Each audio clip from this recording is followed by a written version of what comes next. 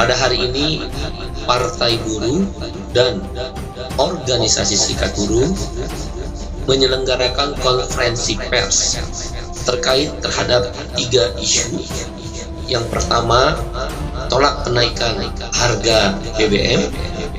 Yang kedua, tolak Omnibus Law, Undang-Undang Cipta Kerja.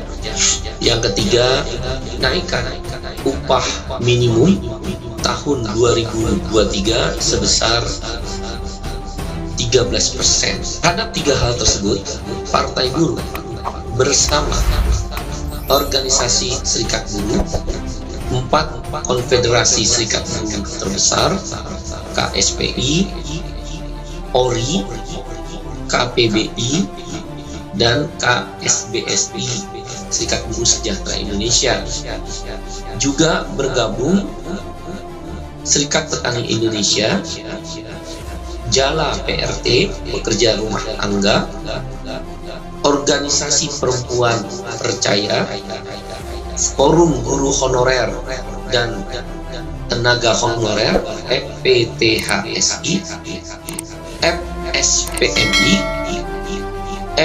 FSPKEP, FSP Parkes, KSPI, 60 Federasi Serikat Pekerja di tingkat nasional, Urban Pur Konsorsium, Buruh Migran,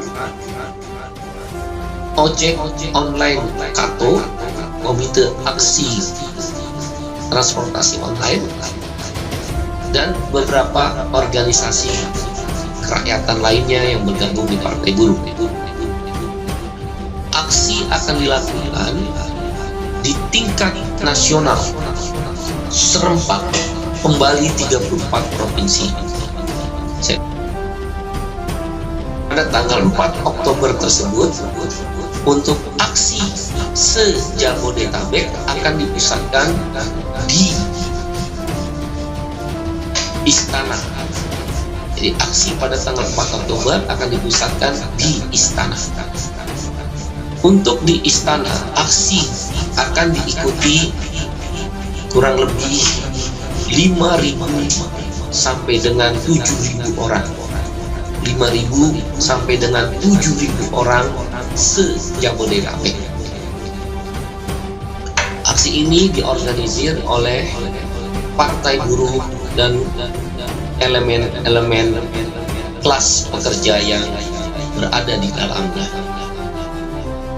Tuntutan aksi tetap sama, turunkan harga BBM.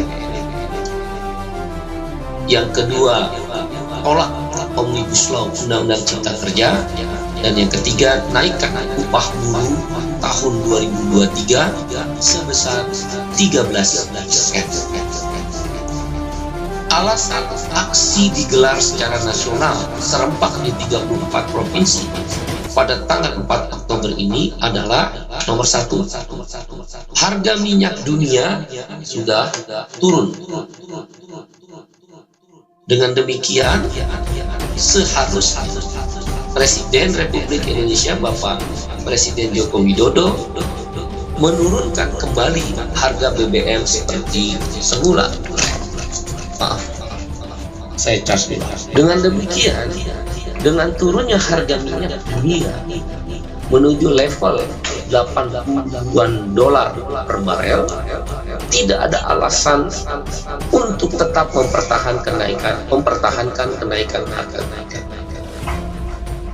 Alasan lainnya adalah daya beli masyarakat kecil, kelas pekerja, working class, khususnya kaum buruh, petani, nelayan, pekerja rumah tangga, guru honorer, miskin kota, buruh migran, sudah merosot daya belinya 30%. Diakibatkan angka inflasi yang dihitung oleh Partai Buruh tembus di angka 7%. Disumbang oleh 3 komponen, karena 3 komponen ini adalah yang dikonsumsi oleh kelas menengah bawah atau kelas pekerja, yaitu harga sewa rumah sudah naik 50.000 sampai 100.000, artinya naik sekitar 12,5%. Transportasi naik 20%, sekitar Rp2.000 rata-rata, dan harga makanan inflasinya sudah tembus di 15%. Jadi tidak mungkin rakyat termasuk kaum buruh, petani, nelayan, dan kelas kerja bisa bertahan hidup. BLT yang Rp150.000 per bulan atau Rp600.000 per 4 bulan itu hanya gula-gula dan tidak ada manfaat. Menutupi sewa rumah yang sudah naik 50.000 sampai 100.000 saja adalah tidak tertutupi, dan sebuah penghinaan kepada rakyat yang Rp150.000 per bulan. Kalau kita bagi 30 hari artinya Rp5.000. Jajan anak buruh saja tidak cukup. Jadi yang disebut bantalan tidak lebih hanya menggarami air laut, menjadi sia-sia BLT tersebut.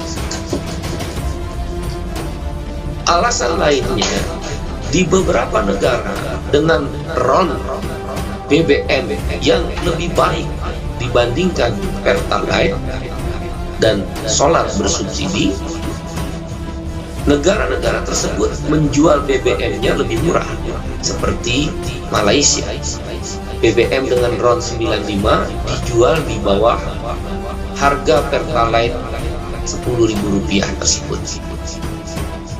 Dan yang terakhir, monopoli negara melalui Pertamina adalah biang keladi. Saya ulangi, monopoli pengelolaan BBM oleh Pertamina yang tidak transparan adalah biang keladi daripada inefisiensi pengelolaan BBM, sehingga ada perusahaan yang menjual RON 89 lebih murah dari Pertalite dipaksa untuk menaikkan harganya. Rakyat tidak mendapat pilihan untuk membeli BBM murah.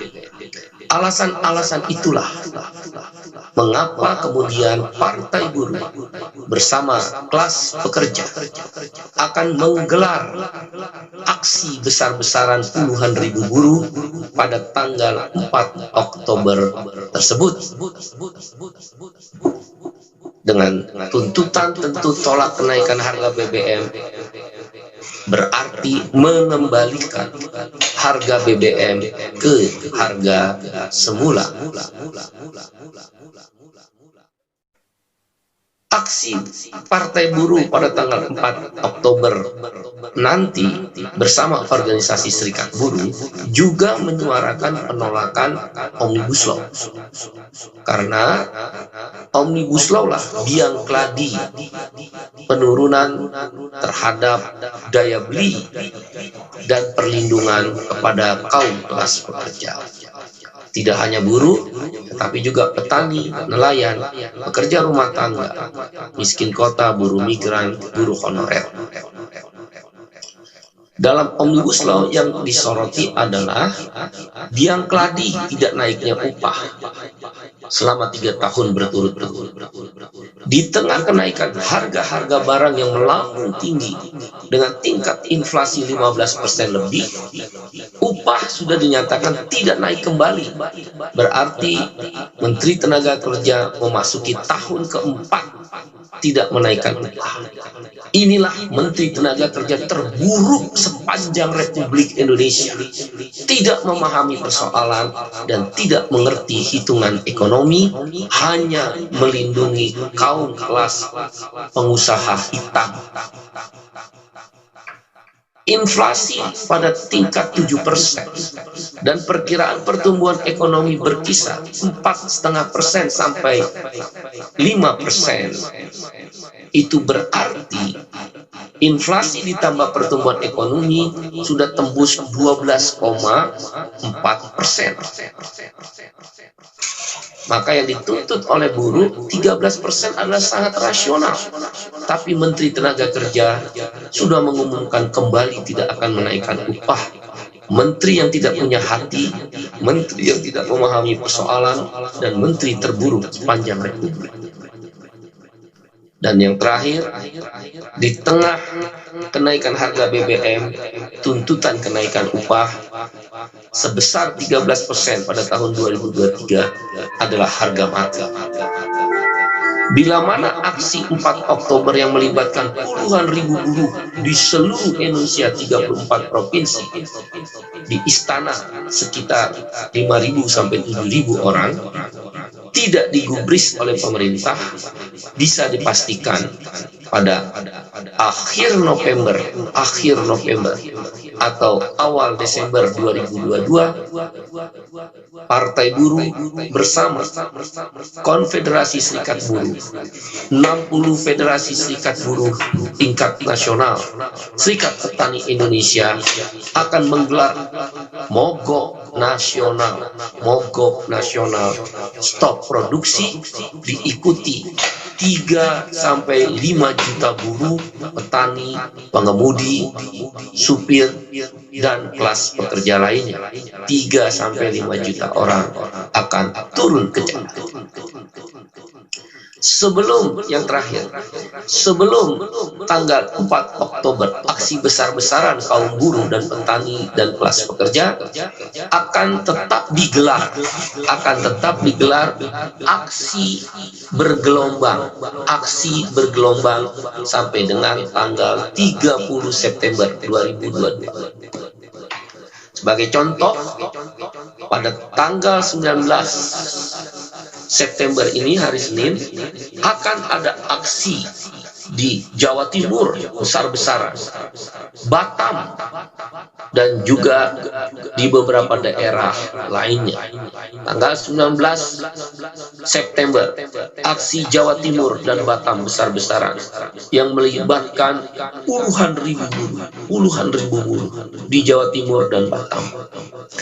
Pada tanggal 20 September juga akan ada aksi di Cianjur dan beberapa kabupaten kota lainnya di Jawa Barat.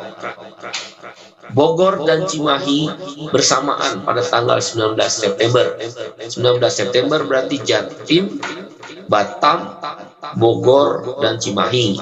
20 September Cianjur. Pada tanggal 21 September, aksi puluhan ribu kembali digelar di daerah, yaitu di Gedung Sate, Jawa Barat, dan di kantor Gubernur Jawa Tengah, serta Balai Kota DKI. Jadi pada tanggal 21 September, 3 provinsi besar, puluhan ribu buruh. 21 September, 3 provinsi besar, puluhan ribu buruh di Gedung Sate, Jawa Barat, di kantor Gubernur Jawa Tengah, dan di Balai Kota DKI pada tanggal 21 September, puluhan ribu buruh. Pada tanggal 22 September, aksi dilakukan di Sukabumi. Dan pada akhir September, aksi akan dilakukan puluhan ribu buruh di Banten. Dan puncaknya pada tanggal 4 Oktober 2022 di Istana, 5.000 sampai 7.000 buruh aksi di depan istana, dan puluhan ribu buruh lainnya serempak di 33 provinsi lain. Demikian konferensi pers yang disampaikan oleh Partai Buruh bersama 4 konfederasi serikat buruh terbesar di Indonesia, 60 federasi serikat pekerja tingkat nasional, Serikat Petani Indonesia, Aliansi Nelayan, Pekerja Rumah Tangga Jala PRT, Urban Pur Konsorsium, Buruh Migran, Forum Guru Honorer dan Tenaga Honorer, dan serikat-serikat atau organisasi perempuan percaya.